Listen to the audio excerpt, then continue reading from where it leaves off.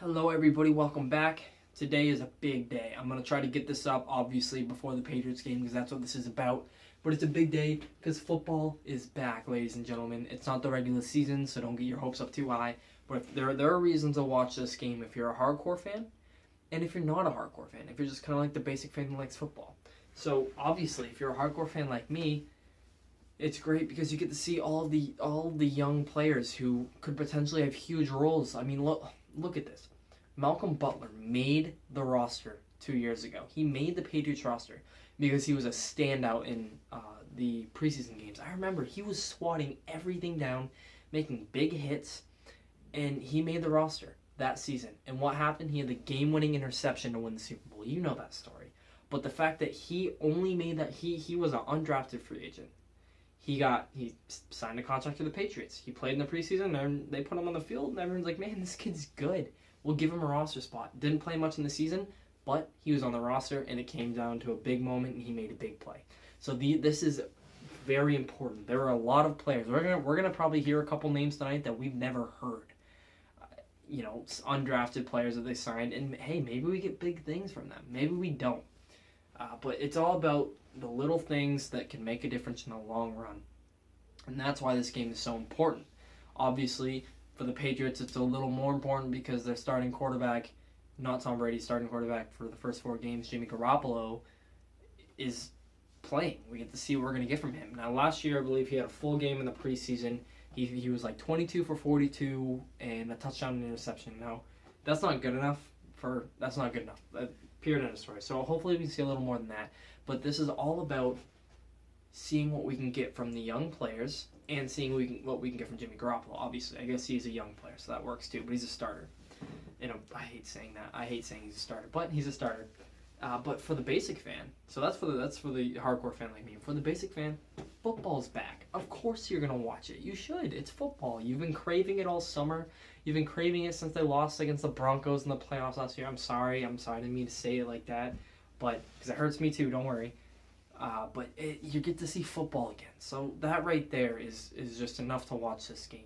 So I'm going to get into the things I'm looking for because I'm going to watch this game, my little notepad and stuff, because I'm going to come on after the games, probably tomorrow morning, and give you guys another video. And these are the things I'm looking at specifically. Like, I'm going to go in and hear about some stuff that I didn't expect and see some things I didn't expect to see.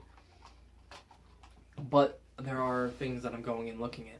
Number 1, Jimmy Garoppolo. Obviously, that's no-brainer. He's the starting quarterback.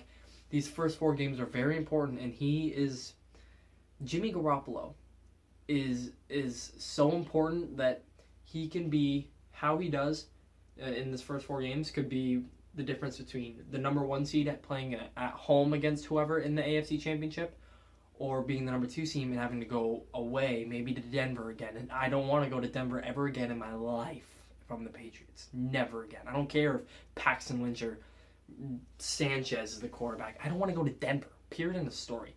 So it's very important. So obviously Jimmy Garoppolo, not just him, but how he meshes with the offensive line, how he calls audibles, how he calls out the defenses, how he meshes with the wide receivers, the routes. Does it go over well? How does it work? How does he perform in a 2-minute offense at the end of the second half or at the end of the first half? All of these things matter. Now, obviously Jimmy Garoppolo. After that, I'd say my next big thing, probably Martellus Bennett, because Tom Brady's not playing tonight. Rob Gronkowski's not playing tonight. And Julian Edelman's not playing tonight. Now, that's great stuff. Now, you should be happy if you're a Patriots fan. Now, yes, you want to see Jimmy G mesh with these 2-star, pass catchers as in Gronk and Edelman, but they're going to be fine. You throw a ball in the somewhat area of them, and they will catch the ball. It's how Jimmy messes with the other guys. So with those guys out, it gives other guys opportunities to step up, like Martellus Bennett at tight end. The Patriots have the potential for another big dual threat tight end, pass catchers. They had it with Aaron Hernandez and Rob Gronkowski. We all know what happened there.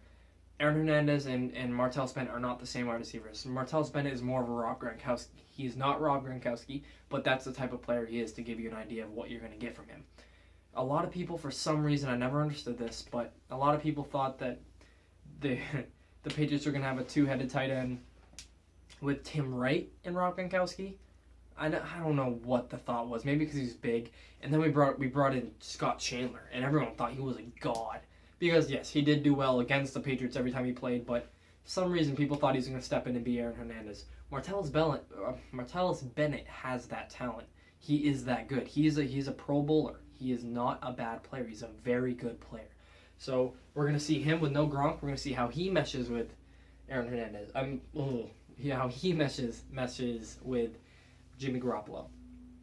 And the next thing I'm looking for offensively is Malcolm Mitchell. Now he's drawn a lot of buzz. Even in the draft, he drew a lot of buzz. Even in the camp, he's drawn a lot of buzz. I've heard from Christian Fourier on the radio saying he's a very intelligent guy. He has high expectations for him. So, and Christian Fourier is a former Super Bowl winner with the Patriots. So I kind of have some high expectations, and I know I shouldn't because he's a rookie. But these rookie pass catchers, if you look over like the last few years, they're all given an opportunity with the Patriots to succeed. Every single look at Aaron Dobson. I know his story is not necessarily over yet. It's about the book's about to close on him, but he's kind of holding it open barely until he gets injured again or drops another pass. But all Josh Boyce. How many opportunities was Josh Boyce given in the preseason? They threw 20 balls a game at him. He just couldn't catch them. And I had big hopes for him coming out of TCU.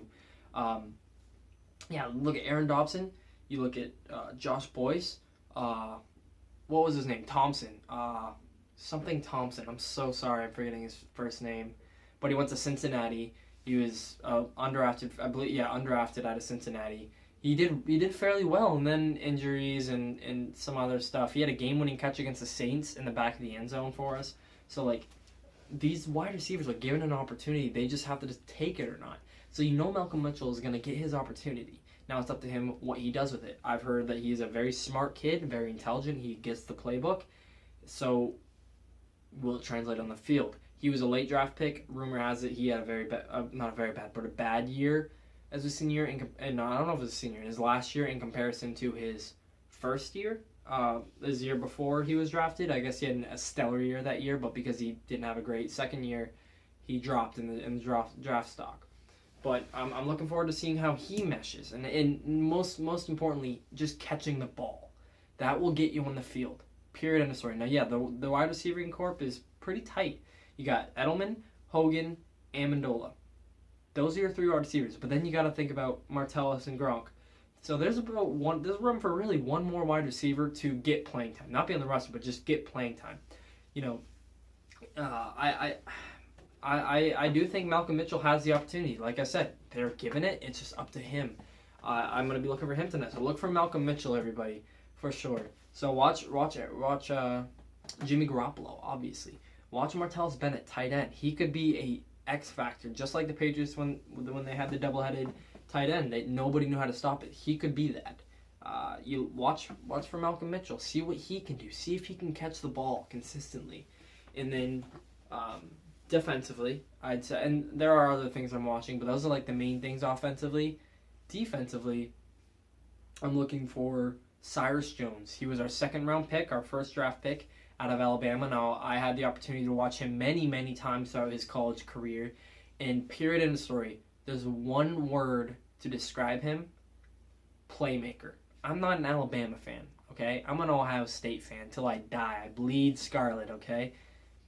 I'm a huge Ohio State fan. Obviously, Urban Meyer, Ohio State coach, Nick Saban, Alabama coach. They've butted heads. They are rivals. We beat Alabama a little bit a couple years ago before we won the national championship.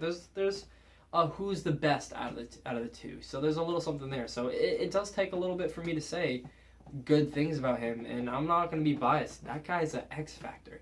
He's like 5'9". He plays corner. He'll probably play the nickel for the Patriots, aka cover the slot or tight end.